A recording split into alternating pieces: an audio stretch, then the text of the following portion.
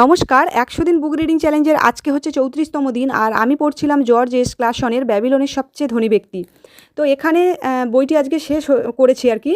তো আজকে যেখান থেকে শুরু হচ্ছে আর কি, যে ব্যাবিলনের প্রাচীর, এখানে যে জিনিসটা প্রধানত দেখানো হয়েছে যে ব্যাবিলনের প্রাচীরকে বাইরের শত্রুরা আক্রমণ করেছে এবং এখানে একজন বৃদ্ধ আর কি, যিনি হচ্ছেন একটি রাস্তার আর কি, যে রাস্তাটি সরাসরি প্রাচীরের মানে শিখর পর্যন্ত গেছে, সেখানে দেখভাল করতেন ইনি। তো স্বাভাবিকভাবেই সেই কারণেই তাকে আর কি বিভিন্ন মানুষজন জিজ্ঞেস করছেন যে সত্যি সত্যি যদি শত্রুপক্ষ ভেতরে চলে আসে তাহলে আমাদের কি হবে, এই ব্যাপারগুলো। এবং এই বৃদ্ধ আর কি সমস্ত মানুষজনকে মানে সাহস আর কি যোগাচ্ছেন যে না না, এটা এত সহজে সম্ভব নয়, ব্যাবিলনের প্রাচীর অনেক শক্তিশালী, এখানে দরজা অনেক ভাঙতে মানে এত সহজ নয় আর কি ভাঙা। তো এইখানে যে জিনিসটা প্রধানত বোঝানো হয়েছে আর কি, যে সুরক্ষার কথা না ভেবে অস্তিত্ব বজায় রাখা সম্ভব নয়। অস্তিত্ব তখনই বজায় থাকবে যদি সুরক্ষিত অবস্থায় মানে আমরা থাকি, তাহলেই আমাদের অস্তিত্ব বজায় রাখা সম্ভব হবে। এবং ব্যাবিলন বহু শতাব্দী ধরে নিজের ঐতিহ্য মানে বজায় রাখতে সক্ষম হয়েছিল। তার কারণ হচ্ছে ব্যাবিলন সুরক্ষিত ছিল। ব্যাবিলনের প্রাচীর তার নাগরিকদের যুগের পর যুগ আর কি সুরক্ষা প্রদান করে গেছে, এবং সেই জন্যই বাইরের শত্রুরা এত সহজেই আর কি সফল হতো না একটা সময় পর্যন্ত। তারপরের যে অধ্যায়টি সেটি হলো যে ব্যাবিলনের উটের ব্যবসায়ী। এখানে যে জিনিসটা আমরা দুটো চরিত্রকে দেখি, একজন হচ্ছে যে তর্কদ বলে একটি ছেলে, আরেকজন হচ্ছে একজন উটের ব্যবসায়ী আর কি, সফল উটের ব্যবসায়ী দাবাসির। তো এই তর্কদ বলে ছেলেটি ঋণে পুরো জর্জরিত, বিভিন্ন জনের কাছ থেকে ঋণ নেওয়া আছে, শোধ করতে পারছে না। তারপর হচ্ছে এই উটের ব্যবসায়ীর কাছ থেকেও তার ঋণ নেওয়া আছে, সে খেতেও পারছে না, এরকম একটা অবস্থা। তো এদের দুজনের দেখা হয়। তো দেখা হওয়ার পরে আর কি, যাই হোক, উটের ব্যবসায়ী তাকে এবং একটা দোকানে যায় আর কি তারা খাওয়ার জন্যে। তো সেখানে আরও কিছুজন লোকজন থাকে।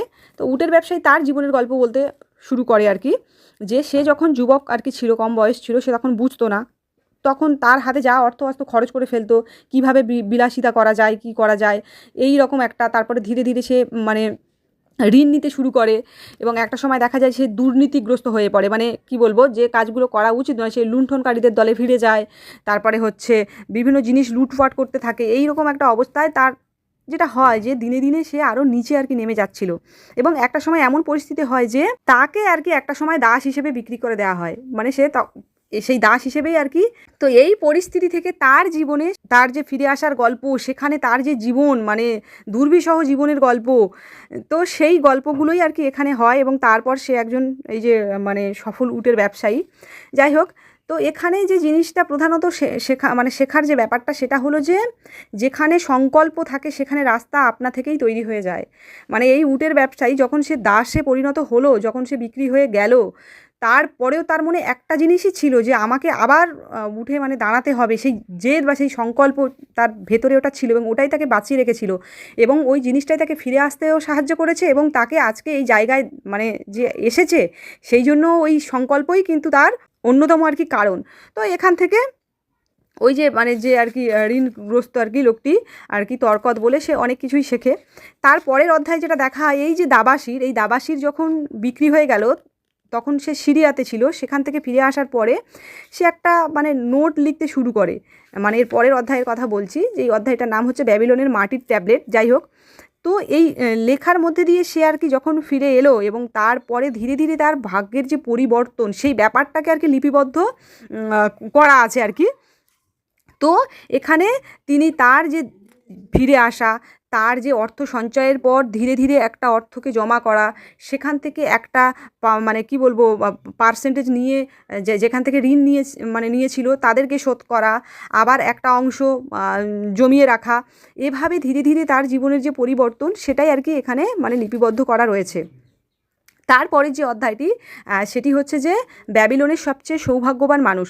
এখানে যে জিনিসটি দেখানো হয়েছে, যে আমরা দুটো চরিত্রকে এখানে দেখি প্রথমে আর কি, যে একজন ভীষণ আর কি বড় আর কি ব্যবসায়ী, যার নাম হচ্ছে যে রাজকুমার সরুনডা।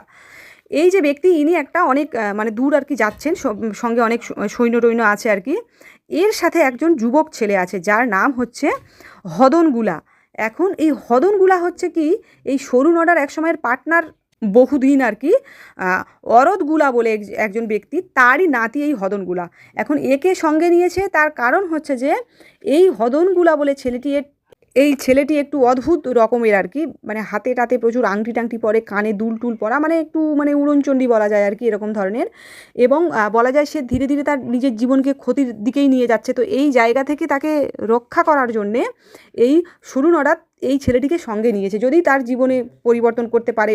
এই ছেলেটি বলে যে আচ্ছা, আপনি যে এরকমভাবে ঘুরে বেড়ান, এত পরিশ্রম কেন করেন, আপনি নিজের জীবনকে উপভোগ করতে পারেন না? তখন এই ব্যক্তি আর কি, ব্যবসায়ী ব্যক্তি মানে বলেন যে জীবনকে উপভোগ মানে কী কথা, মানে কী বলছো আর কি, কীভাবে তুমি আমার জায়গায় থাকলে কীভাবে উপভোগ করতে? তখন ছেলেটি বলে যে আমি তো আপনার জায়গায় থাকলে আমি তো রাজকুমারের মতো আর কি জীবন উপভোগ করতাম।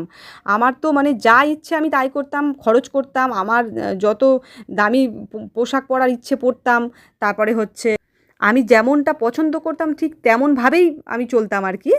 যাই হোক, তো তখন লোকটি বলে যে, এই ব্যবসায়ী বলেন যে তোমার দাদু আর আমি একসময় দাস ছিলাম, এবং সেখান থেকে তাদের জীবনের যে গল্প, যে কিভাবে সেই জায়গা থেকে তাদের নিজেদেরকে তারা আজকে মানে আজকে যে জায়গায় দাঁড়িয়ে তার যে ইতিহাস আর কি, কত যে সংগ্রাম, কত মানে কিছুর পরে তারা আজকে এই জায়গাতে দাঁড়িয়ে, সেই ইতিহাসটি আর কি ছেলেটির কাছে বলে। তো এখান থেকে জানা যায় যে ছেলেটি তার দাদুর ব্যাপারে অনেক কিছুই আর কি জানতো না।